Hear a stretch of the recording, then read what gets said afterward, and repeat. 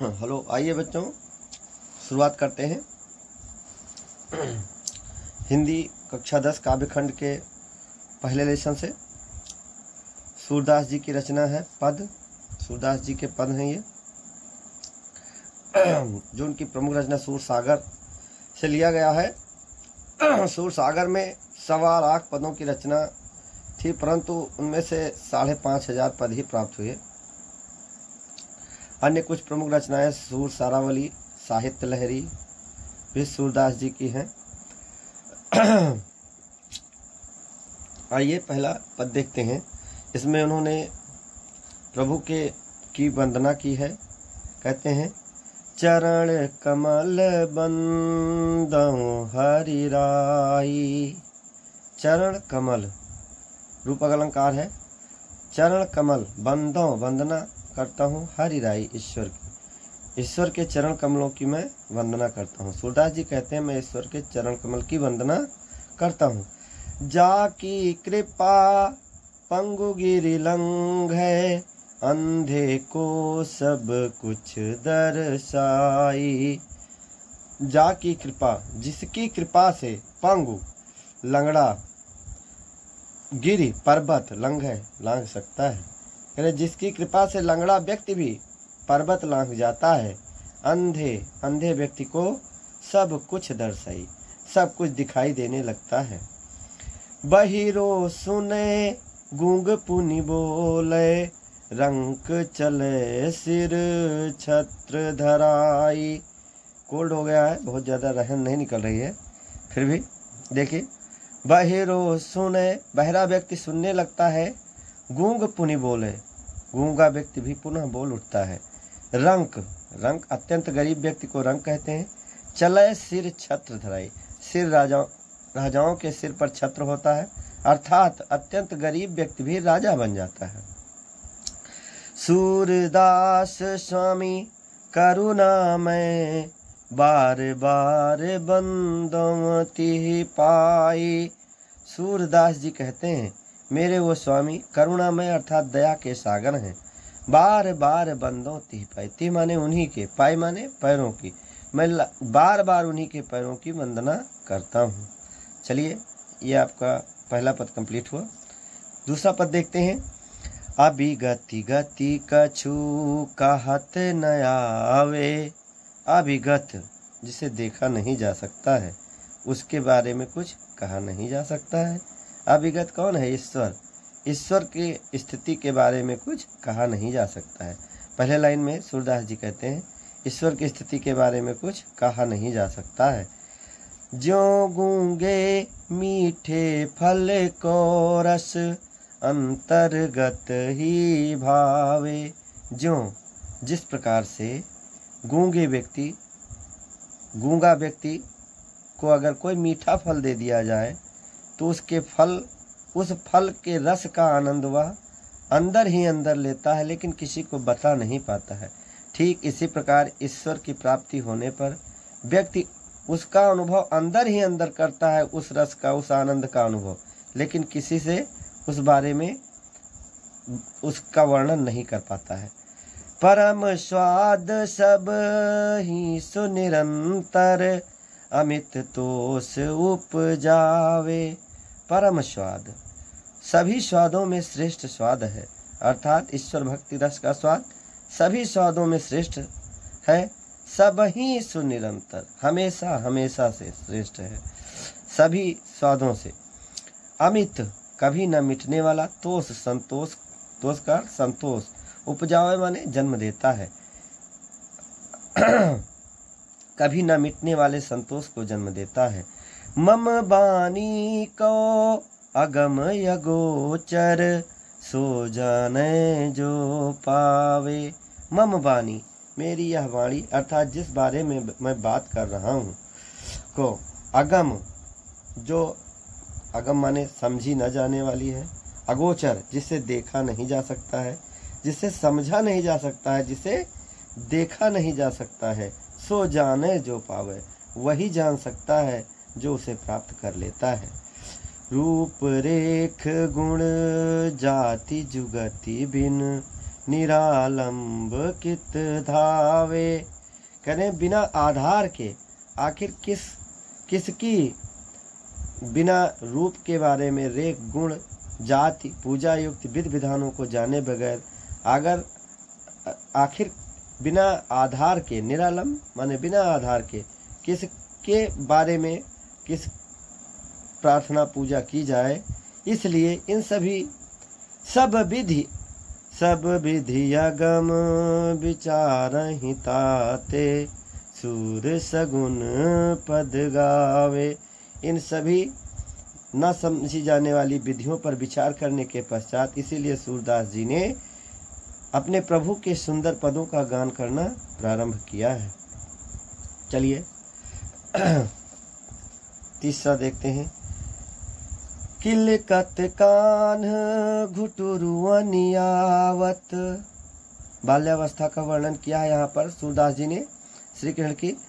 कहते हैं किलकत किलकारी मारते हुए, कान श्री कृष्ण जी कान्हा, घुटुरुअन घुटनों के बल चलकर, आवत आते हैं, इस प्रकार से आते हैं।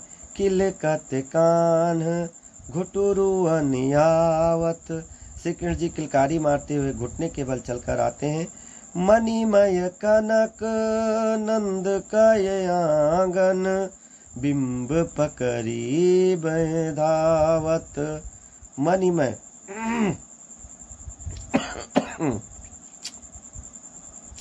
मणियों से जड़ा हुआ, मणि माने मणिमय मणियों से जड़े हुए, कनक मणि और सोने से जड़े हुए नंद के अंगने में, बिंब माने परछाई को, पकड़िमय माने पकड़ने के लिए, धावत माने दौड़ते हैं। मणि और सोने से जड़े हुए नंद जी के अंगने में अपनी परछाई को पकड़ने के लिए दौड़ते हैं।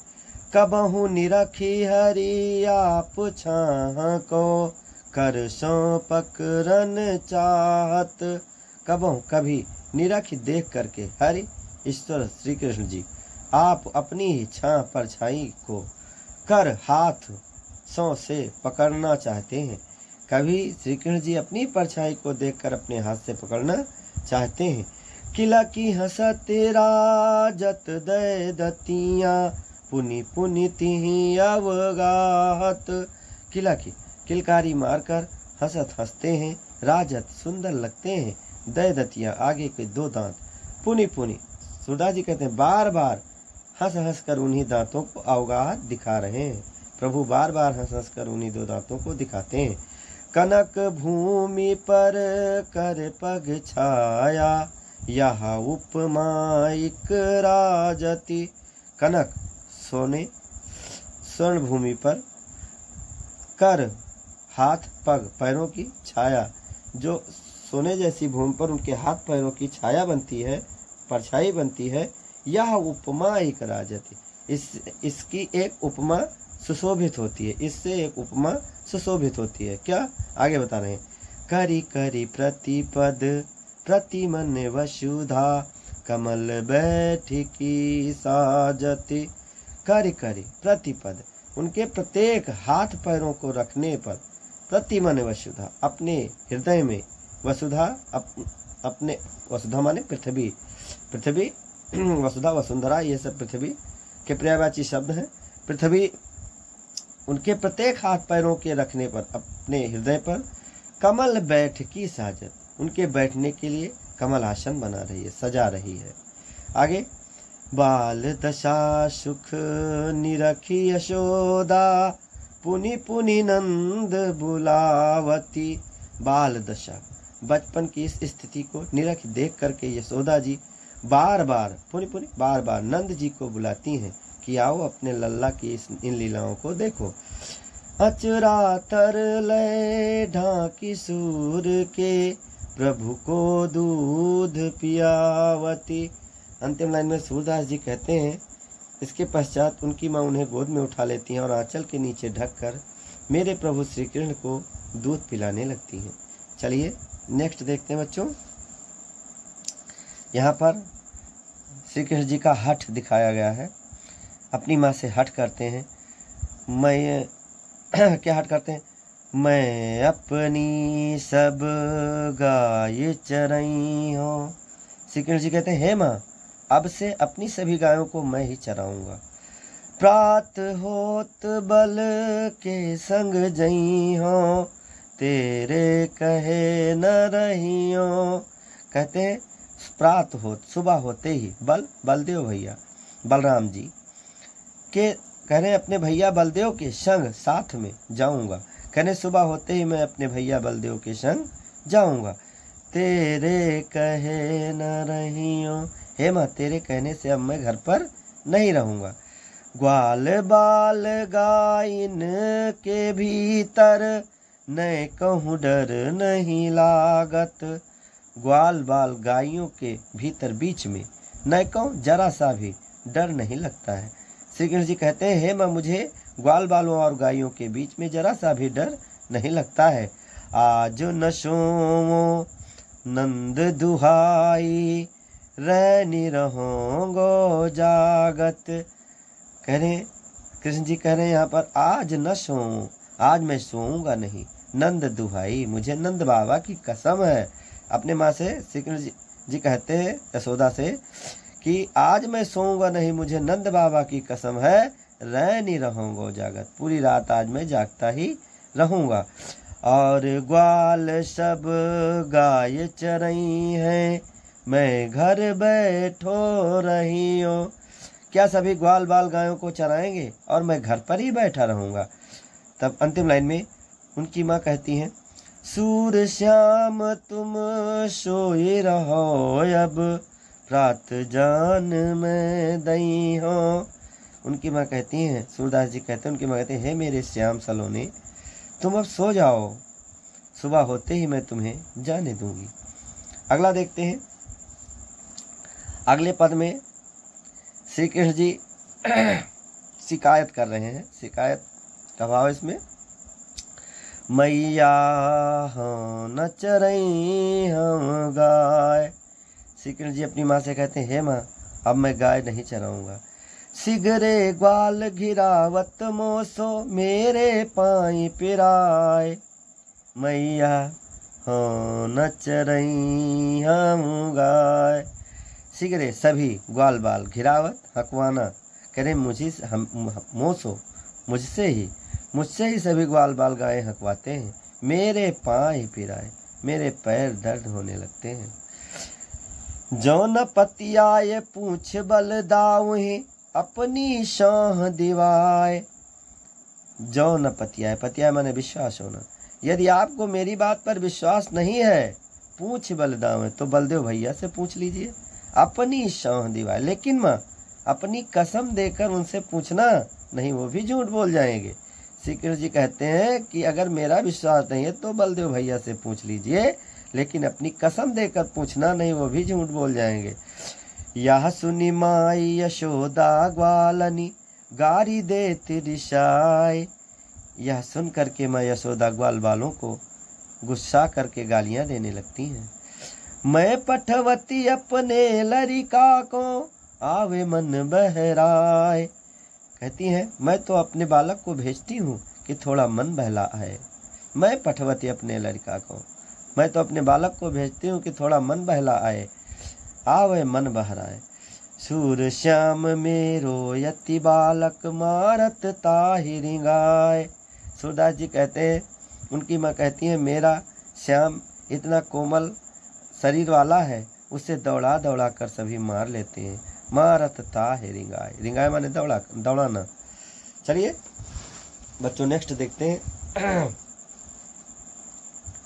अगला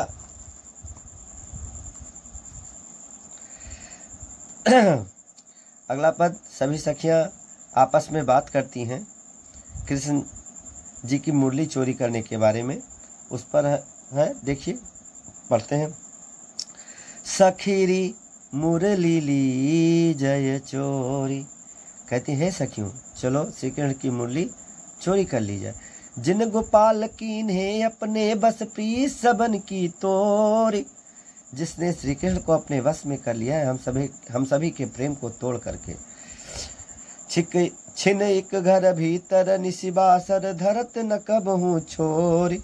छिन एक भी क्षण घर भीतर, चाहे घर के भीतर रहे, निशिबासर निशिबासर दिन हो या रात हो, घर में हो, भीतर हो या बाहर हो, घर भीतर निशिबासर, दिन रात, घर में बाहर की तरफ कभी भी धरत न कबहू छोड़, अपने से छोड़कर उसे नहीं रखते हैं।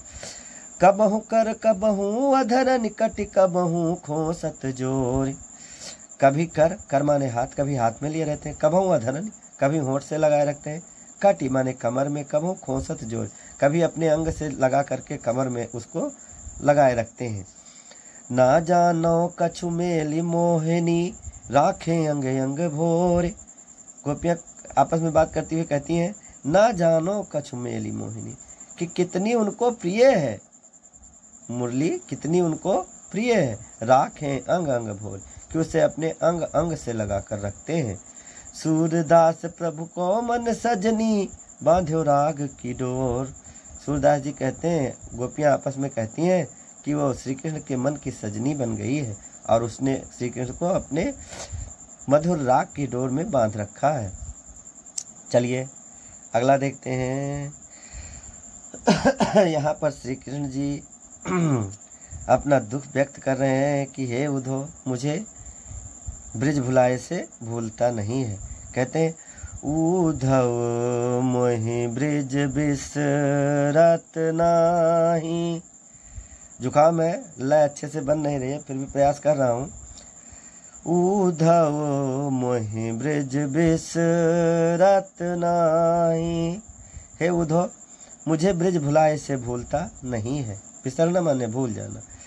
वृंदावन गोकुल बन उपवन सघन कुंज की छाही, उद्धव मोहि ब्रिज बिसरत नाही।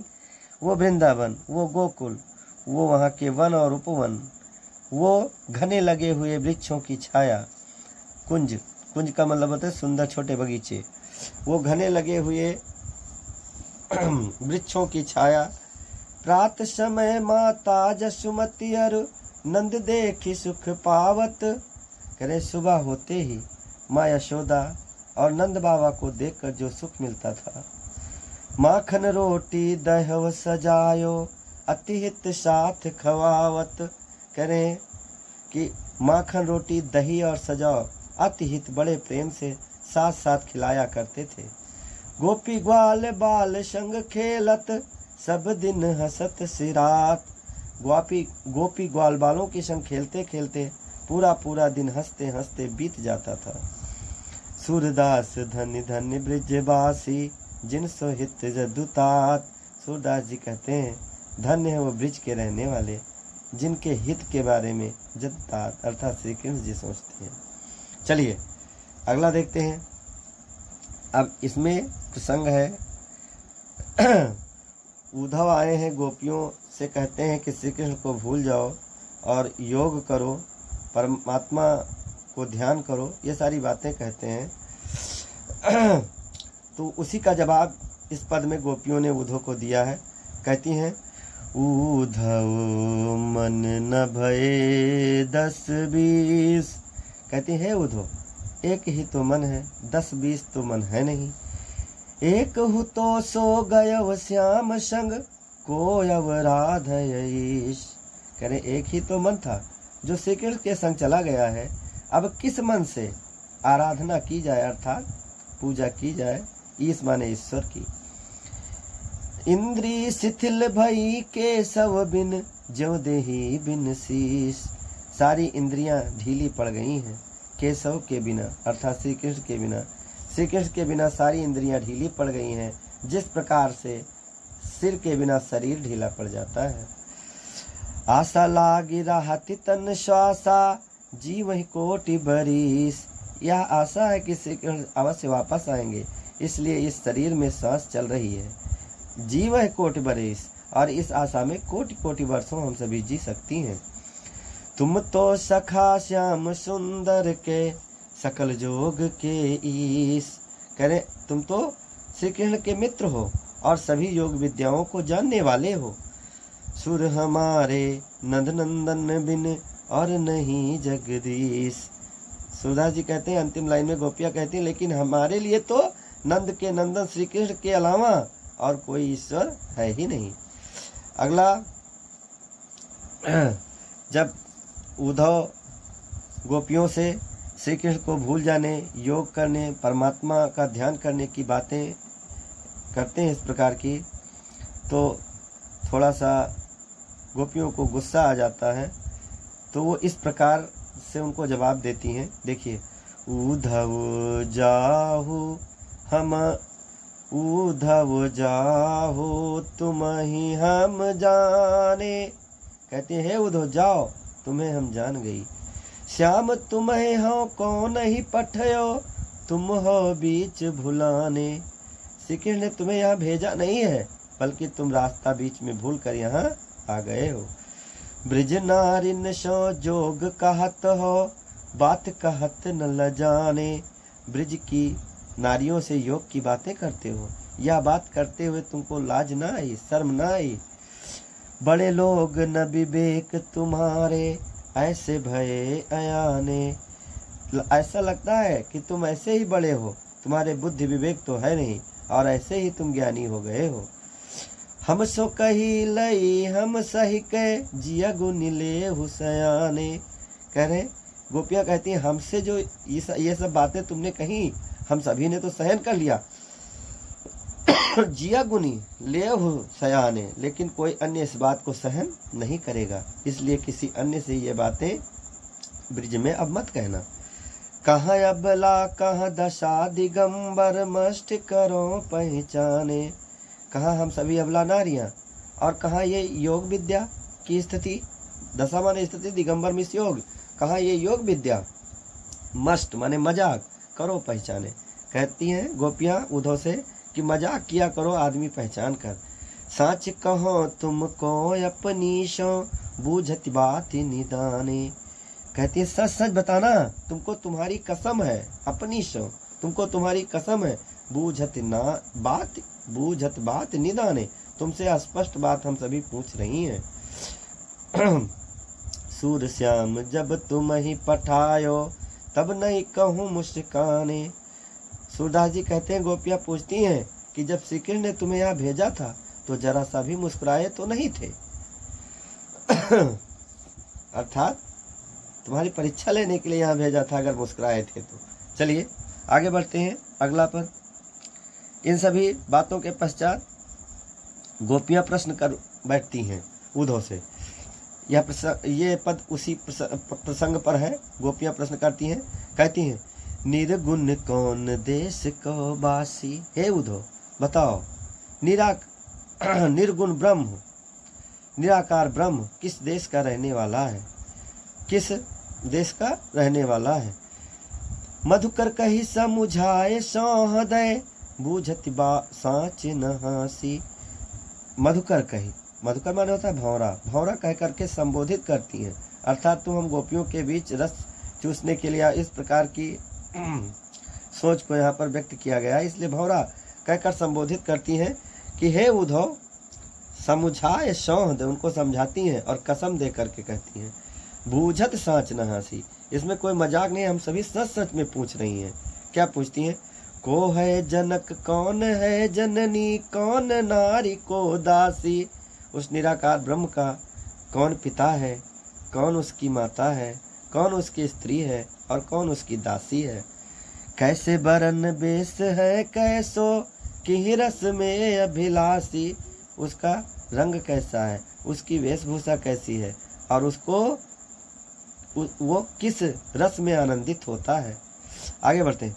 पाओगे पुण्य कियो आपनो, जोर करो गोगासी।